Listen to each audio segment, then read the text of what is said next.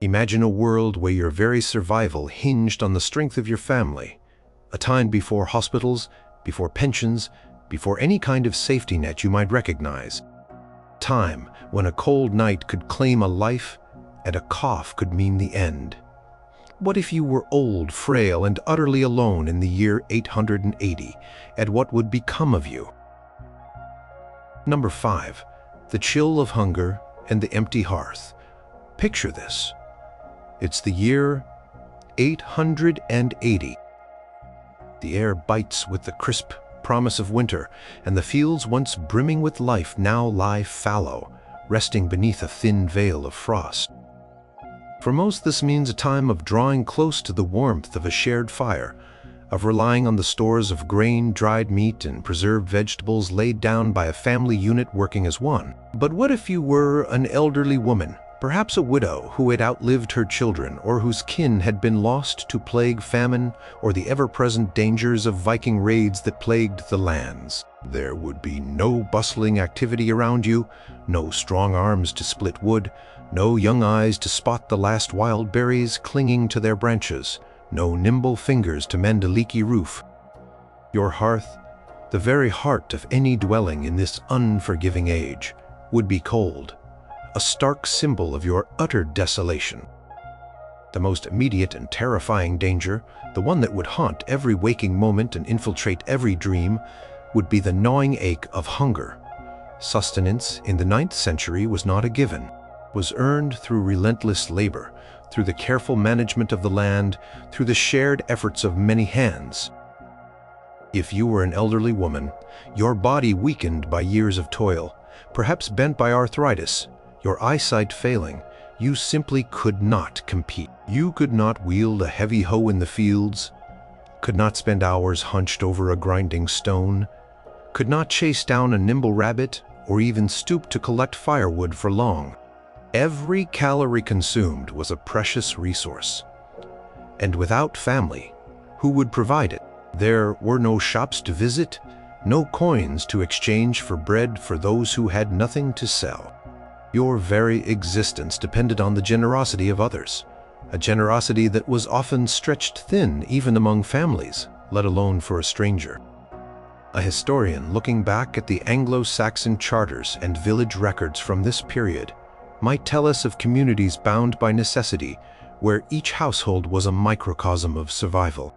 They would describe how the daily cycle of planting, tending, harvesting, and preparing food was a collective endeavor. Without your place within that collective, you were an anomaly, a burden. If you had no land of your own, or if your land had been taken, perhaps due to unpaid dues, or simply because you could no longer work it, you had no means to produce food.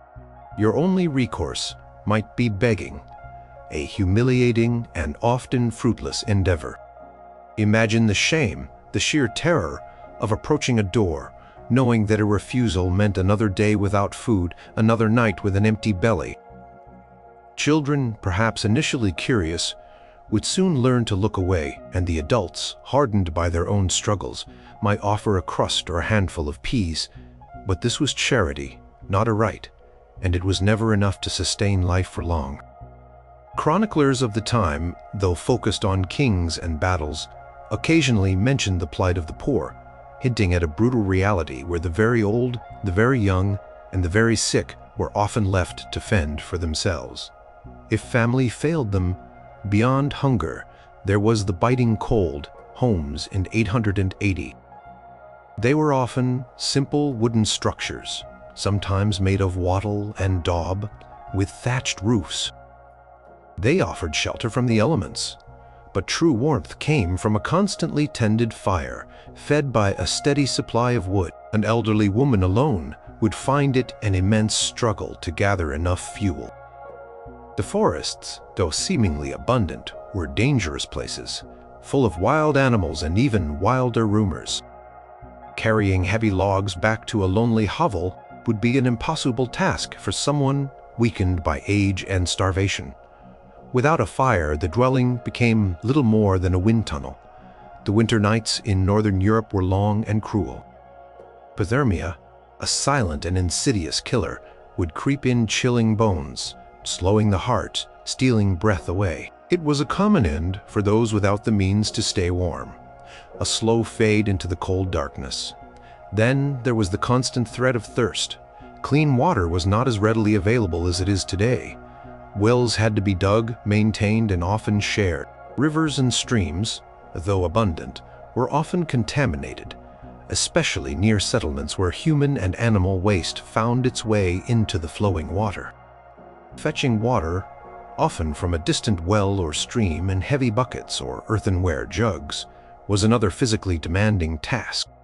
For an old woman, frail and alone, each trip would be an ordeal, potentially leading to falls, injury, or simply exhaustion that left her too weak to make the return journey. Dehydration, though less immediately dramatic than starvation or freezing, was just as deadly, weakening the body, clouding the mind, and making one even more vulnerable to other threats. The monastic annals, which sometimes recorded the lives of the less fortunate, occasionally hinted at the desperate thirst of those who could not reach a clean water source, a grim reality of a time when every basic need was a challenge. Imagine the daily struggle. Waking with a hollow ache in your stomach, your breath visible in the frigid air of your unheated dwelling. You might spend hours simply trying to gather a few twigs, your fingers stiff with cold, your joints protesting with every movement. The small spark you managed to coax into being might offer a fleeting warmth, but it would quickly die without a continuous supply of fuel. Concept of a pension or a welfare system or even organized charity beyond the immediate community was entirely alien to the world of 880 AD. Your survival was predicated on your utility, your ability to contribute to the collective. An elderly woman without family offered little in return. She could not farm, could not fight, could not spin enough wool to justify her keep. Her wisdom, if she had any, was often ignored in the face of more pressing practical concerns. The silence of an empty dwelling, where no voices echoed, no children laughed, no husband snored, would be a constant reminder of her solitude and her precarious existence. The smells of cooked food from neighboring homes, carried on the wind, would be a torment. She would hear the sounds of life around her, the lowing of cattle, the chatter of women at the well, the distant ring of the blacksmith's hammer, all reminders of a world she was slowly being pushed out of. Her possessions, if she had any, would dwindle, perhaps bartered away for a handful of grain, a lump of cheese, or a scrap of cloth. The very clothes on her back would wear thin, offering less and less protection against the elements, unable to be replaced. She would shiver constantly, even on days when the sun shone, the chill having settled deep into her bones. The fear of the impending night, of the frost that crept silently through the walls, of the hunger that clawed at her insides, would be a constant, unyielding companion. It was a life lived on the very edge, where every breath was a struggle, and every sunrise a miracle. Number 4. The shadow of sickness and the untended bedside. The air in 880 AD was thick with unseen threats, microscopic enemies that thrived in close quarters, in unsanitary conditions, and in bodies weakened by perpetual struggle. Disease was not a distant possibility. It was a constant, ever-present reality. And for an elderly woman without family, it was a terrifying sentence of almost certain death. Think of a simple cough, a scratch, a fever, things we dismiss today with a trip to the local pharmacy or a quick visit to a doctor. In the 9th century, these were often precursors to far more serious ailments, and without the crucial element of care, recovery was a gamble that most elderly, solitary individuals could not win. Imagine the scenario. You wake one morning, your throat raw, a dull ache throbbing behind your eyes. Your body feels heavy, unresponsive. Perhaps it is the influenza, a common scourge that swept through villages with alarming regularity, laying low the young and the old alike. Or perhaps it is a fever brought on by a wound, a splinter from a fallen branch that festered unseen beneath the skin. Today, a family member might bring you water, cool your brow with a damp cloth, prepare a soothing broth, or even seek out a village healer. But in 880, and if you were alone, who would do these things for you? The answers chillingly would be no one. The sheer physical act of fetching water, a basic necessity for anyone suffering from a fever, would become an insurmountable task. Your limbs would feel like lead, your head swim, you would be too weak to rise, too dizzy to walk steady. Thirst, the constant companion of fever, would parch your mouth, and you would lie there helpless as your body slowly succumbed. The monastic chronicles, though not explicitly detailing the deaths of anonymous elderly women, often recorded outbreaks of plague and other diseases, noting the devastating impact on communities, particularly on the most vulnerable. They hinted a world where sickness was a common part of life, and where survival often depended on robust physical health and the support of others. Even if a village healer or a wise woman skilled in herbal remedies existed nearby, how would you reach them? And who would pay for their services, often rendered in kind, perhaps with a share of grain or a service performed? An elderly woman without family, possessing little to nothing, would have no means to offer recompense. The healer, though perhaps compassionate, also had their own family to feed, their own struggles to contend with. There was no concept of free healthcare. Knowledge of healing arts was passed down, often within families or specific lineages, and access to it was privileged. The Anglo-Saxon medical texts, like the Laclunga or the Leech Book of Bald, detail various remedies, poultices, salves, concoctions of herbs, but these required someone to gather the ingredients, prepare the mixtures, and administer them. A lone, sick woman could do none of this for herself. Basics hygiene, which is fundamental to preventing the spread of infection and promoting recovery, would also be impossible to maintain. If you were bedridden, who would empty your chamber pot?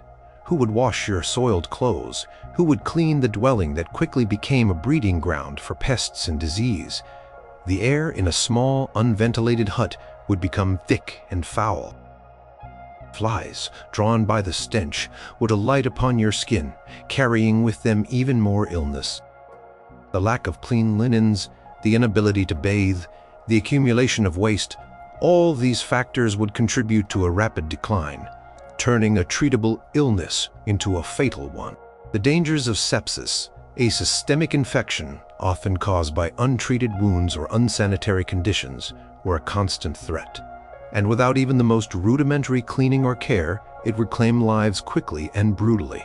Beyond the physical ailments, there was the psychological toll.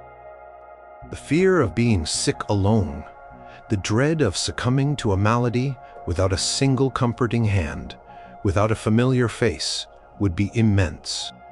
The mind, already weakened by illness, would likely conjure even greater terrors. You would lie there, listening to the sounds of the village outside, the distant shouts, the laughter, the mundane rhythms of life, knowing that you were utterly detached from it, slowly slipping away. There was no one to bring you a cup of water, no one to cool your brow, no one to simply sit beside you and offer a word of comfort. The loneliness itself would be a sickness eating away at your will to fight, hastening the inevitable. Consider a broken bone, a common accident in a world of uneven ground, slippery paths, and heavy labor. A fall could shatter a hip or a leg, leaving an elderly woman completely immobile in 880, and there were no emergency services, no ambulances. Such an injury, even if not immediately fatal, would lead to a slow, agonizing death. Who would reset the bone? Who would splint it? Who would bring food and water to a bedridden woman who could not move? The injury would inevitably lead to further complications, bed sores, infections, and eventually starvation or dehydration. A broken bone, a minor inconvenience for many today, was a death sentence for an isolated elderly woman in the 9th century. The Anglo-Saxon medical understanding, while not entirely without merit in some areas, lacked the surgical precision and hygienic practices necessary to effectively. A simple stomach upset could lead to deadly dysentery, a common killer in unsanitary environments.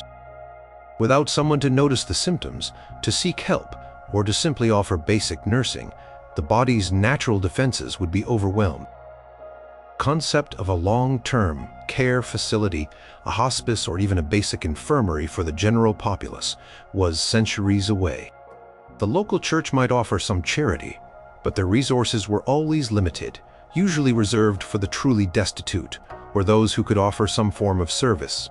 An elderly woman sick and alone would quickly fall through the cracks of a society that had no mechanism for supporting such vulnerability. Her end would likely be quiet, solitary, and grim, a forgotten statistic in a harsh and unforgiving world. Number 3. The threat of the opportunist and the unprotected dwelling. In the rough and ready world of 880 AD, personal safety was a concept tied deeply to community and kin. Your family was your shield, your home a fortress, however humble.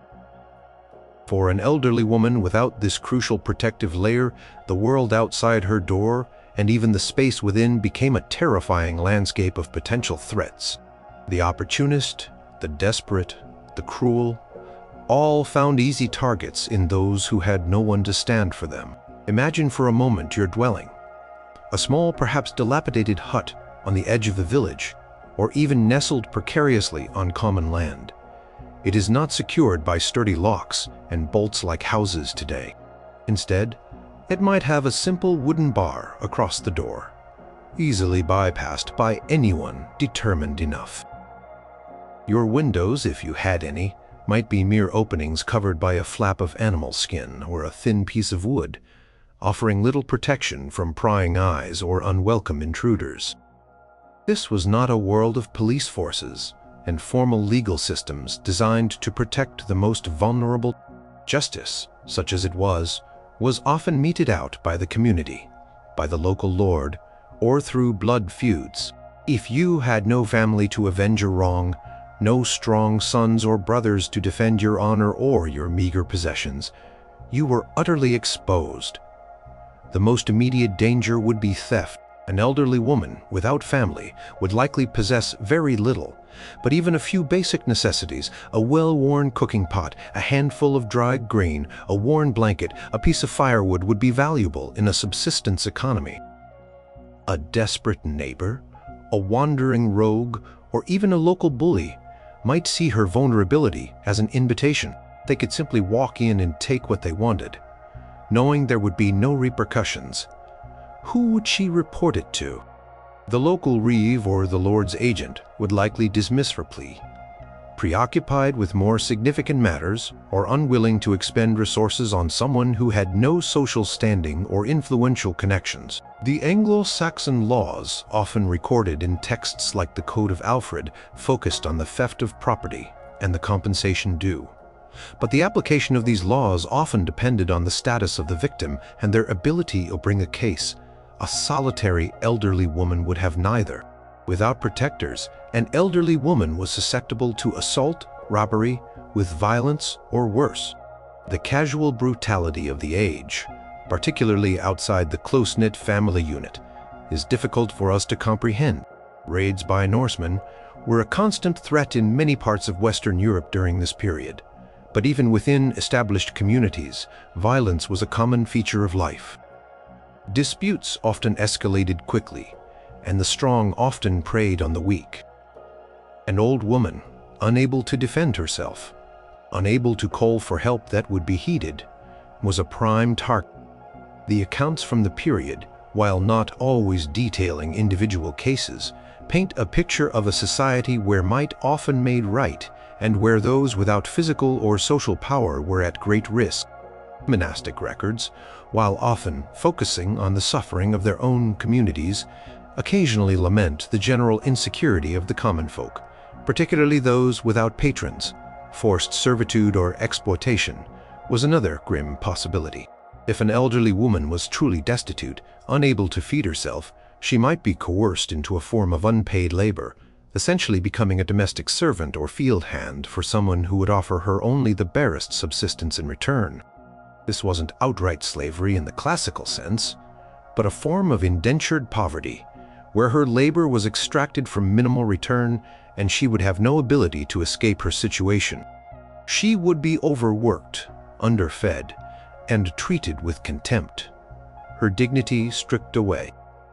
Her employer would know she had no one to complain to, no one to rescue her, no one to advocate for her rights. This arrangement, while providing a roof over her head and a meager meal, would be a life of constant drudgery and humiliation, often pushing her frail body to its breaking point.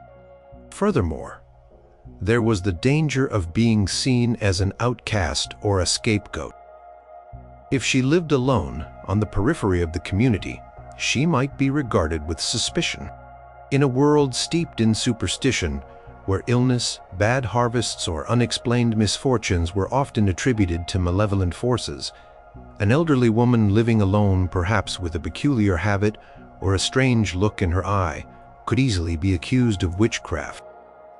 These accusations, though perhaps less formally prosecuted than in later centuries, could still lead to terrible consequences. Her dwelling might be vandalized, her few possessions destroyed. She might be ostracized completely, refused aid, or even subjected to mob violence. The fear of the unknown and the desperate need for explanation in a pre-scientific age made the solitary old woman a convenient target for a fearful community. The very lack of human presence within her dwelling could attract unwanted attention from wild animals. Rats and mice would seek warmth and any scraps of food, spreading disease. Larger predators, like wolves or wild dogs, might be drawn to an unattended dwelling, especially in rural areas.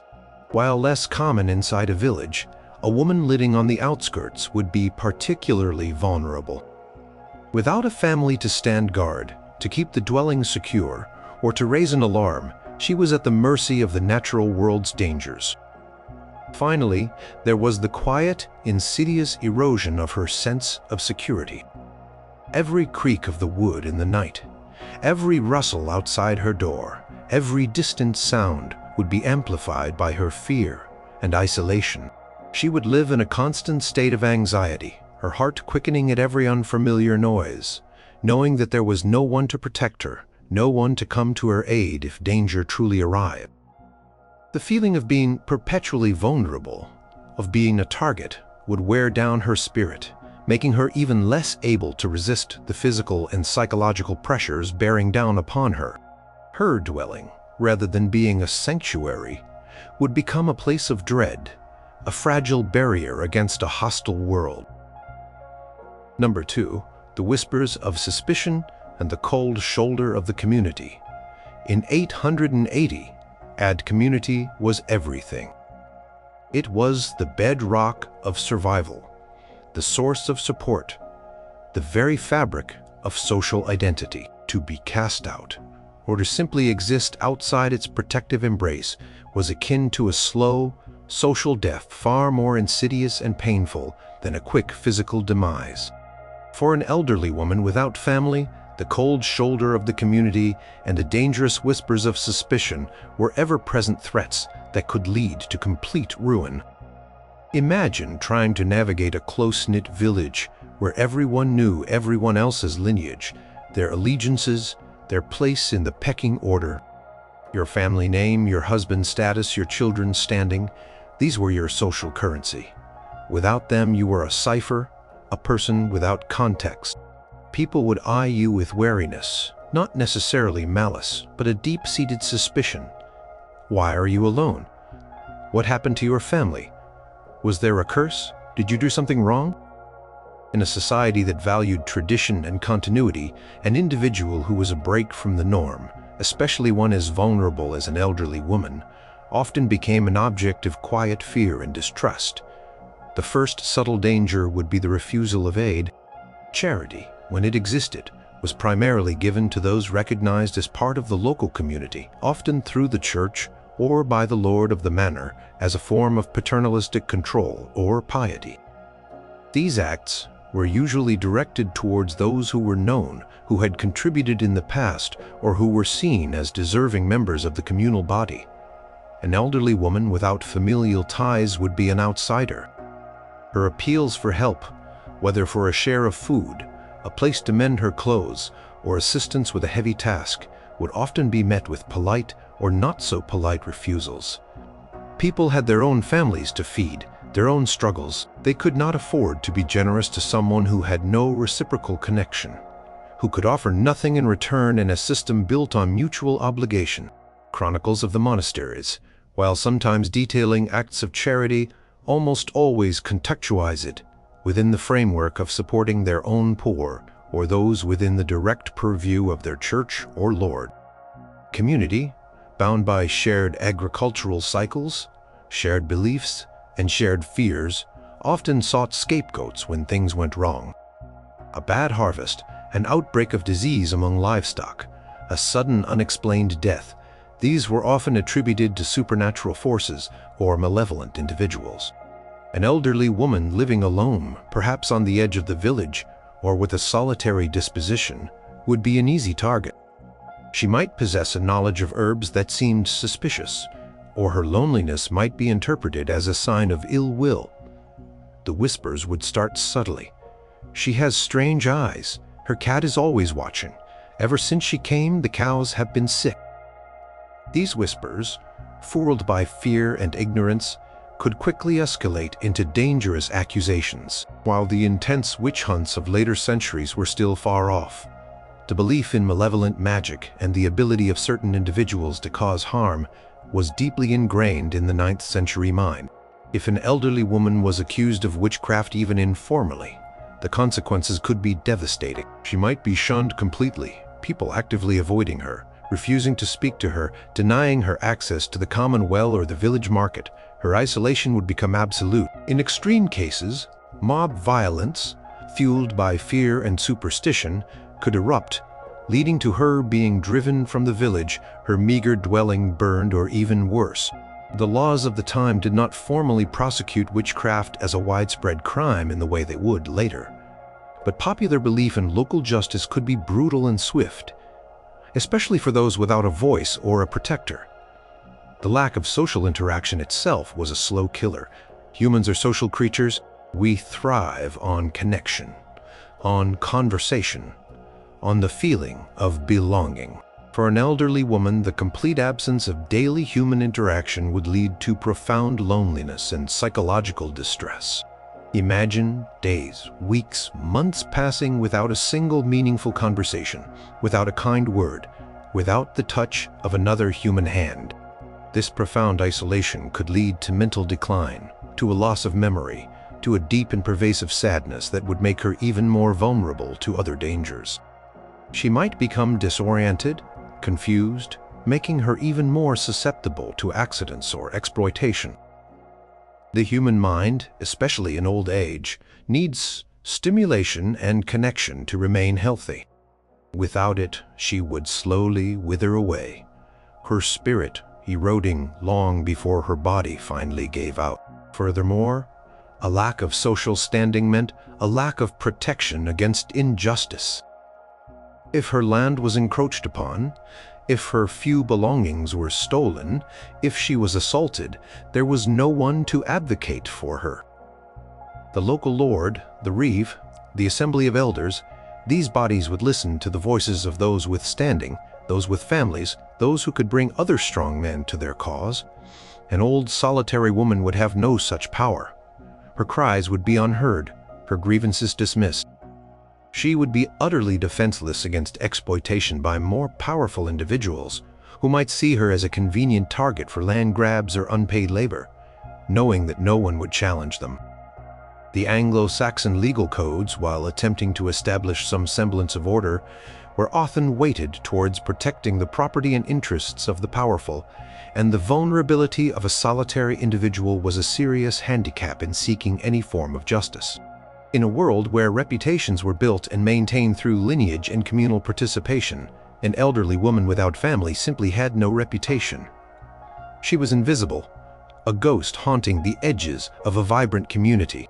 This invisibility meant that her struggles would go unnoticed, her pleas unheard.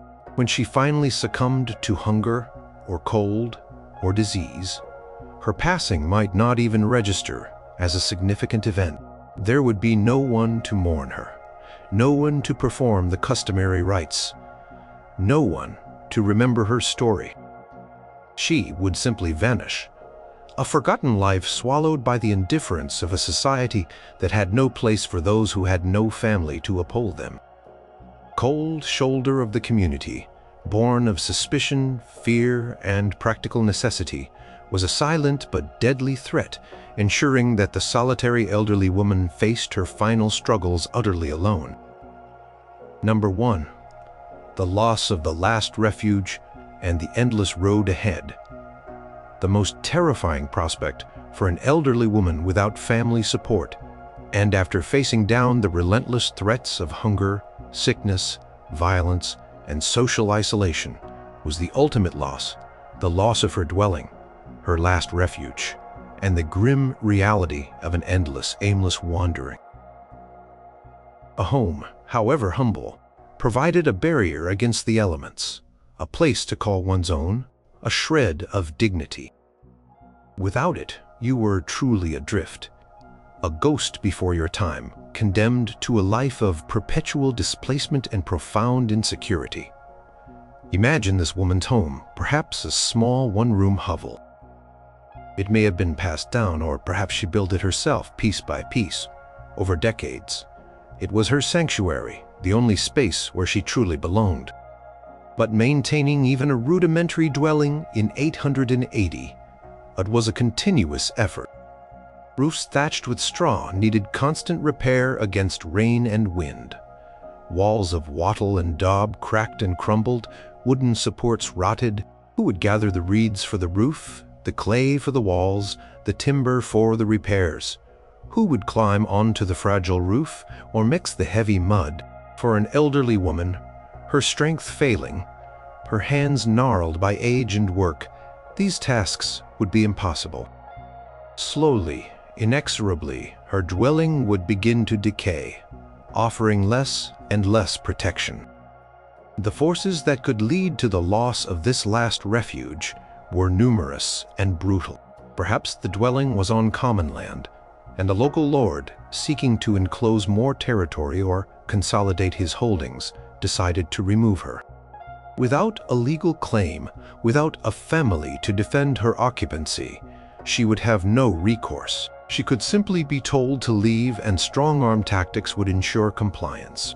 The Anglo-Saxon charters and records of land disputes often show that the rights of the landless or the very poor were easily overridden by the powerful, especially when there were no familial ties to cause trouble for the lord. Alternatively, if her dwelling was on land she technically possessed, but she could no longer pay the customary dues or provide the labor services owed to the lord, she would be in default. This could lead to the forfeiture of her land, and thus her home. These dues might be in the form of grain, animals, or direct labor on the lord's domain. How could an elderly woman, sick and alone, meet these obligations? She could not. The result would be eviction, a heart-wrenching displacement from the only stable thing in her life. The village reeve, acting on the lord's behalf, would oversee the removal, perhaps with a cold indifference, perhaps with a touch of pity, but the outcome would be the same. Homelessness. Once her home was gone, the world would become an even more terrifying place. Where would she sleep? The open fields exposed to the elements would offer no warmth or shelter. The woods, dark and dangerous, were full of wild animals and the lurking threats of bandits or desperate vagrants. She might try to find shelter in an abandoned structure, a derelict shed, or even the lee side of a rock, but these would offer minimal protection. Every night would be a battle against the cold, the rain, the wind, and a pervasive fear of what lurked in the darkness. The likelihood of freezing to death or succumbing to illness brought on by exposure would skyrocket. The very act of wandering would be an immense physical strain. Her aged body, already weakened by hunger and ailments, would not be able to endure long journeys. Each step would be an effort, each mile a torment. She would be constantly searching for water, for a scrap of food, for a place to rest her aching bones. Her shoes, if she had any, would wear out quickly, leaving her feet raw and vulnerable to infection. She would be a constant target for exploitation or violence. Her extreme vulnerability advertised by her destitute state, the social consequences of becoming a vagrant were severe. In a society that prized rootedness and communal ties, a wanderer was an anomaly, often viewed with extreme suspicion. They were seen as potential thieves, carriers of disease, or simply as burdens. She would be unwelcome in most villages, perhaps driven away by local authorities or even by fearful villagers. There were no designated shelters, no charitable institutions to take in the homeless. Every door would be closed to her. Every path would lead to further desolation. The monastic institutions, while occasionally offering lodging to pilgrims or travelers, were not set up to house the permanently destitute, and their charity was usually limited. The psychological impact of perpetual homelessness would be profound. The loss of personal space, the constant uncertainty of where the next meal or the next night's rest would come from the relentless exposure to hardship, all this would chip away at her sanity. She might become disoriented, her memory fading, her connection to reality fraying. The loss of her home would be a loss of identity, a severing of the last tangible link to her past, to who she once was. She would become a ghost in her own life, reduced to a primal struggle for mere existence. The sheer hopelessness of her situation, with no prospect of improvement, no one to turn to, would be an overwhelming burden. Her death, when it inevitably came, would likely be unnoticed, unmourned, and unrecorded. She might simply collapse by the side of a road, succumb to exposure in a desolate field, or finally give in to the ravages of hunger or disease in some forgotten corner. There would be no one to bury her, no one to mark her passing. Her body might be left to the elements, or scavenged by animals, a stark and chilling testament to the brutal realities of a world where individual survival was entirely dependent on the strength and presence of family. The endless road for the elderly woman without family in 880 had ultimately led to oblivion.